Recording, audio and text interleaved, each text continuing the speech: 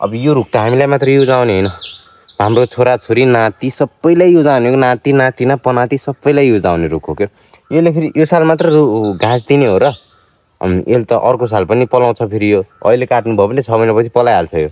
अनि अब फेरि 6 महिनापछि काट्नु भने फेरि पलाइहाल्छ यो पलाउँदै गर्ने। एउटा रुख तपाईँलाई घाँस प्रदान भइरहेको छ, तर तपाईँले रुखै काटिदिनु भयो भने त घाँस आउँदैन यसरी। हेलो गाइज, वेलकम छ न्यू भ्लगमा। सबैजना सन्चै हुनुहुन्छ होला, म पनि एकदमै सन्चै छु। हाम्रो यो महाराज चाहिँ भोलि तर्न सक्दिनँ अरे, तर्दा पनि नतर्ने अरे, बोक्नु पर्ने अरे। हेलो भन् साले चोर, त्यति त भन्न सक्छस् नि। यसले चाहिँ आज मेरो पसिना निकाल्ने भयो। सानो पानी भएको ठाउँ पनि जान सक्दैन, बर्बाद छ गाइज। अब हटा है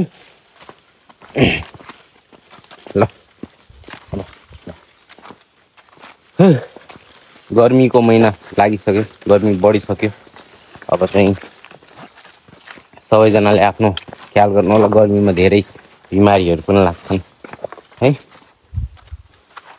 हाम्रो बाख्राहरू चाहिँ म आज चाहिँ बाख्रा चराउन आएको छु धेरै दिनपछि। यो हाम्रो खोलीमा बर्खायाममा चाहिँ यो खोली एकदमै ठुलो आउँछ।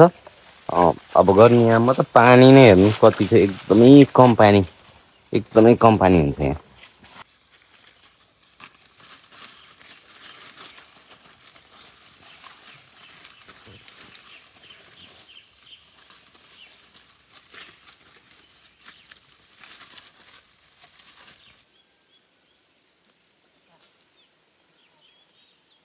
सबै बाख्राहरू यो साइडमा चरिरहेका छन्। यसले भने मेरो पिच्छा गरिरहेको छ क्या। यसले मेरो पिछा नै नछोड्ने भयो। किनकि फर्स्ट टाइम आज मैले ल्याएको थिएँ यसलाई। यसलाई खोली तर्न सक्दैन, पछि कराउँदै हुन्छ प्यान्टे। औ के हो महाराज, के हो साले गदा। बाख्रा चाहिँ उतापट्टि चरिरहेको छन्। म चाहिँ यसो माछा मारौँ कि भनेको, भेटिन्छ कि नै। 1 2 3 गङ्गाटी भेट्यो पनि हुन्थ्यो, गङ्गाटी पनि भेटिन्न, केही छैन त यार।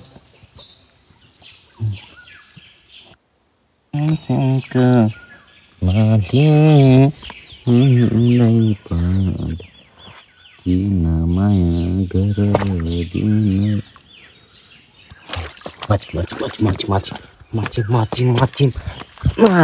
माछै छैन यार खोलामा।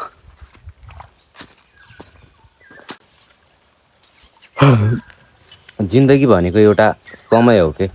यो समय सकियो त सब खतम छ, त तपाईँले राम्रो तरिकाले स्पेन्ड गर्नुहोस्, वेस्ट नगर्नुहोस् यसलाई होइन। रमाउनुहोस्, जिन्दगीलाई जिउनुहोस्, यसलाई चाहिँ एउटा राम्रो यादगार पल बनाउनुहोस् है। वेस्ट नगर्नुहोस् फाल्तु कुरामा। जस्तै अहिले मैले गएर बाख्रा चराउन आएर, तर तपाईँहरू नगर्नुहोस्। जिन्दगी भनेको धेरै इम्पोर्टेन्ट छ, टाइम धेरै इम्पोर्टेन्ट छ। त्यसैले टाइमलाई हामीले सदुपयोग गर्न सिक्नुपर्छ, त्यसको दुरुपयोग गर्न हुँदैन। धेरै प्रायः जस्तो अब म पहिला हामी ताल खेल्न आउँथ्यौँ सालमा। फिलहाल चाहिँ आज म बाख्रा चराउन आइरहेको छु। हाम्रो जङ्गल हेर्ने बाजे आउनु भएको छ पछाडिबाट। फाइनली अब बाख्रा चराएर घरतिर लग्न लाग्यो। एकदमै घाम भइसक्यो, 12 बज्दै गयो रहेछ। अब घर गएर बानेर चाहिँ आफूले खाना खाएर चाहिँ फुटबल खेल्ने छ।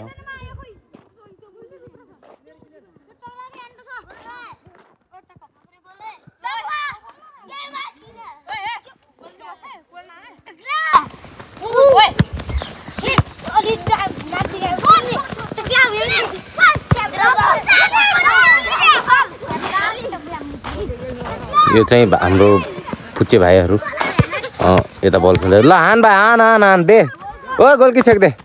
ल गोल सिधै। चाहिँ यो सानो भाइहरू खेल्दैछन्। तल्लोपट्टि चाहिँ सबै केटाहरू खेल्दैछन् यहाँ बल।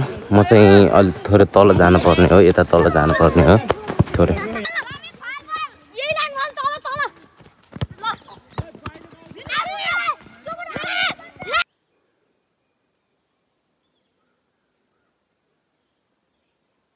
रात पनि पर्न लागिसकेको छ।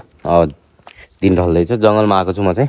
मैले तपाईँहरूलाई देख्न खोजेको एकदमै जरुरी चिज भनेको चाहिँ यो हो। तपाईँहरूलाई म अलिकति अघि गएर देखाउँछु। हेर्नुहोस्, यो रुख हेर्नुहोस्। यो रुख यसरी ढालिएको छ घाँस काट्नको लागि। घाँस काट्नको लागि यो रुखलाई ढालिएको छ। हेर्नुहोस्, यता पनि छ एउटा रुख, यो साइडमा हेर्नुहोस्। यो तपाईँलाई यो देखिएको यो हेर्नु, यसको न घाँस लिएको छ न यसलाई नै युज गरिएको छ। यहाँ पनि यो ढालिएको छ।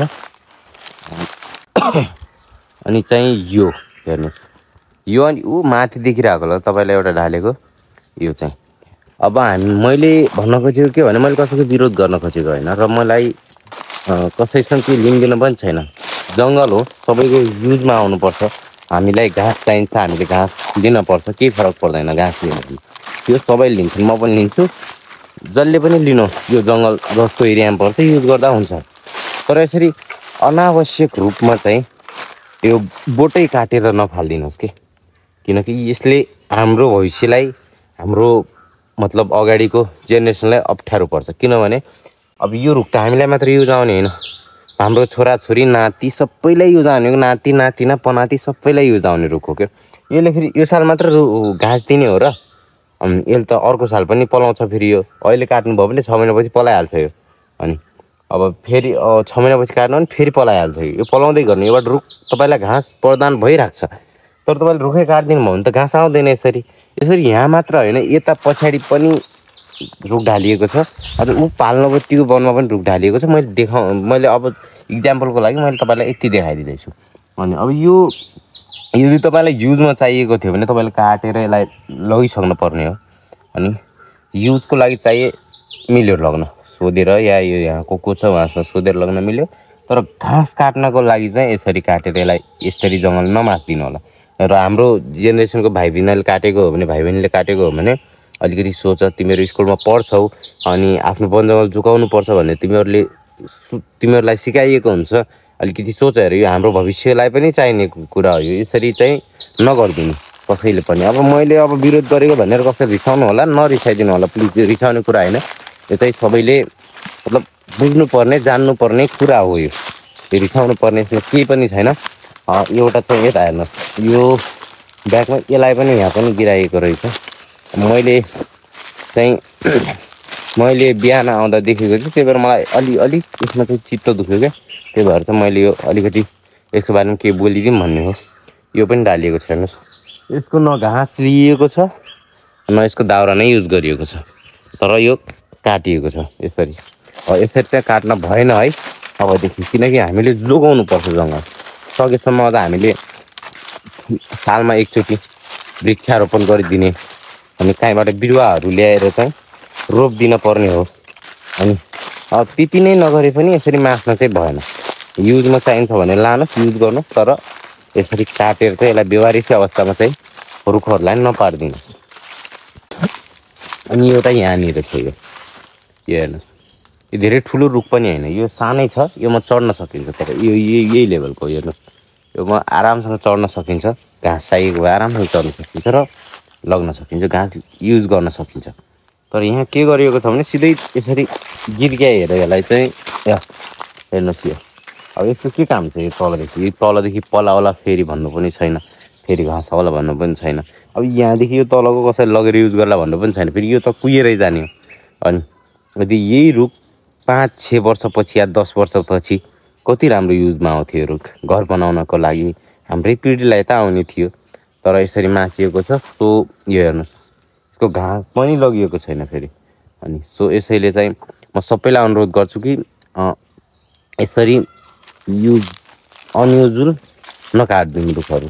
घाँस चाहियो भन्दैन रुखै ढाल्नु पर्दैन। खाना खानु छ भन्दैन थालै खानु पर्दैन होइन, भात खानु छ भन्दैन थालै खानु पर्दैन, भात मात्र खाइदिए पुग्छ।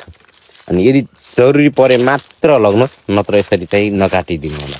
किनकि यो हामी सबैलाई चाहिने कुरा हो। कसैले रिस गर्नुपर्ने, रिसाउने, गाली गर्नुपर्ने केही जरुरी छैन। यो हामी सबैले बुझ्नुपर्ने कुरा। अब जङ्गल हेर्ने व्यक्तिलाई पनि दोष दिन भएन, किनकि अब एउटा मान्छे यो साइडबाट चाहिँ यो जङ्गल सानो त छैन, कमसेकम धेरै एरियामा फैलिएको छ। यो माथिल्लो साइडमा उहाँ जानुभयो भने फेरि यो साइडमा कसैले आएर काटिदिन्छ है।